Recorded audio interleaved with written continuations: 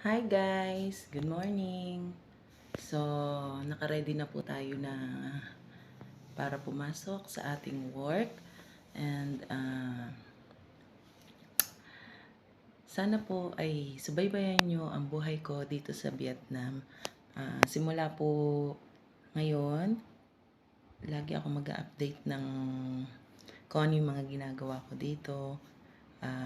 Kahit small ano lang po. Huwag niyo po sanang kalimutang mag-subscribe sa YouTube channel ko, mag-like and share. Ayun guys, ako nga pala si Jonah na isang OFW dito sa Vietnam. Actually, I'm working about 16 years here. Then, unang work ko sa Ho Chi Minh City, Binjong, Ho Chi Minh. And then, dito, almost 7 months pa lang po ako. So, keep on watching guys. Bye!